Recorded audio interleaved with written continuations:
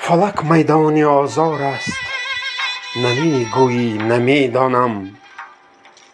عزازیل از پی کار است نمی گویی نمی دانم.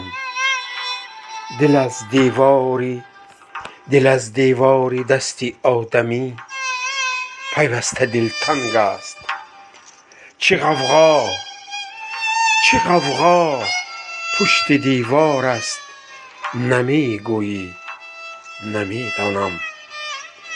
غمت را می کشد پشت خمی جان گنهگارم.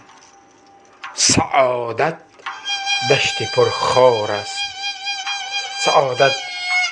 پرخار است نمی گویی نمی دانم.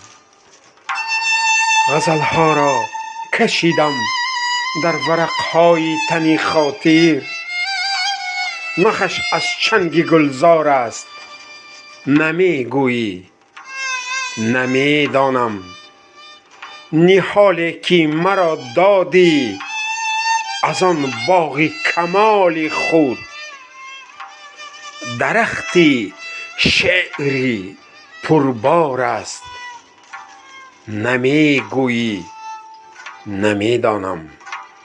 به کبک بلبلی باغت که می نازی و می بازی، چه رفتار و چه گفتار است نمی گویی نمی دانم. کمانی که به دستان خلایق داده ای امروز، که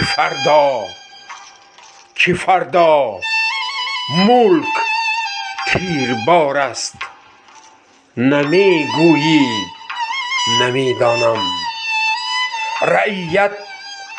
رعیت خواب و سرهنگ می کشد شبهای بیخوابی، که عاشق شمع بیدار است نمی گویی نمی دانم.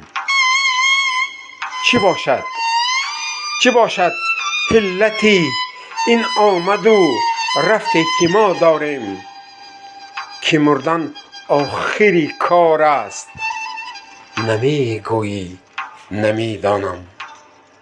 سری سبزم گرفتاری حقیقت می خورد سنگ.